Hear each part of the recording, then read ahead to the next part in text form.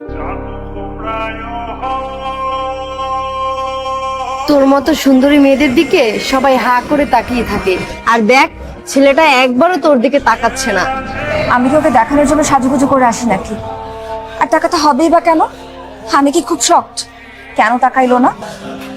তোরা যা, তোদের দিকে তাকায় থাকো, আমার তো ঠেকা পড়েনি। অবশ্যই তাকাতে হবে, প্রত্যেকটা মেয়েই চায় তার দিকে তাকা। কেন ছেলেরা চায় না?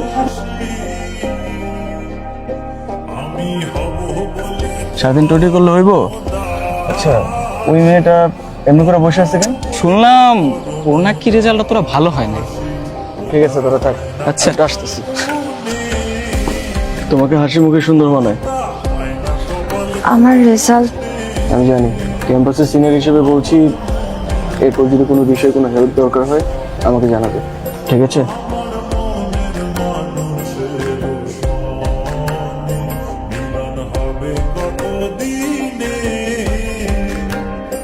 শুনলাম তা কি সত্যি? এই ছেলের সাথে তোমার সম্পর্ক কি? সম্পর্ক আছে কে বললো? বাড়ি ফিরতেছিলাম, নিজের বাইক দিয়ে নামাই দিচ্ছে। আমি এই ইউনিয়নে পলিটিক্স করি, আমি আশা করব তোমার নিয়ে আমার যেন কোনো বিতর্কে জড়াইতে না হয়।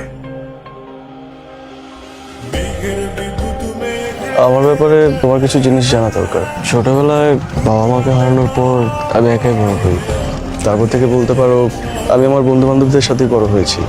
ওরা ছাড়া এই দুনিয়াতে আমার আপন কেউ নেই। কে বলেছে তোমার আপন কেউ নেই? আমি তো আছি। আমি বুঝলাম না। তোমার বন্ধুরা যদি তোমার আপনজন হতে পারে, তোমার পরিবারের সদস্য হতে পারে, তাহলে তোমার ছোট্ট দুনিয়ার একজন সদস্য কি আমি হতে পারিনি?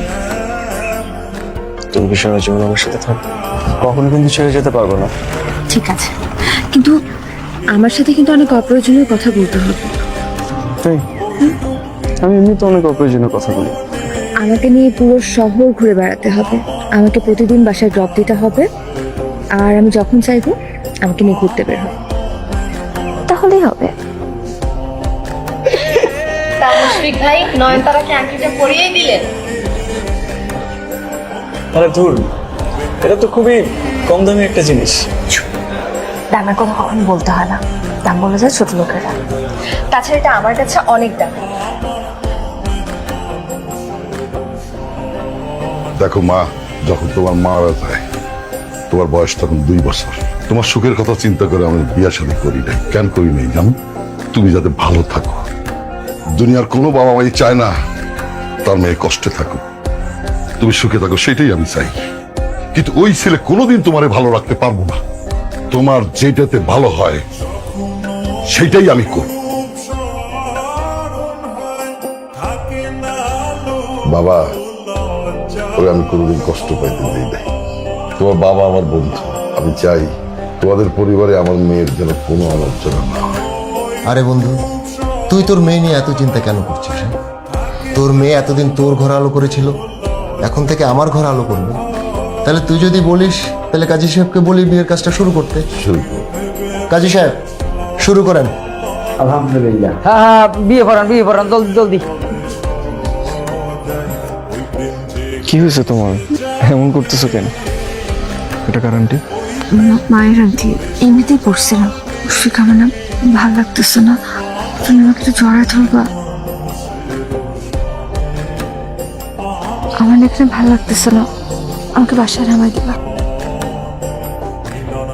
বাস এখানে রেখে দাও। ওখানে? হ্যাঁ। তোমার বাসা না তো সামনে? এটা পেছনের রাস্তা, বাসার সামনে দিয়ে যাওয়া যাবে না, ঝামেলা আছে। পেছন দিক দিয়ে আমি ঢুকে যাবো বাসায়।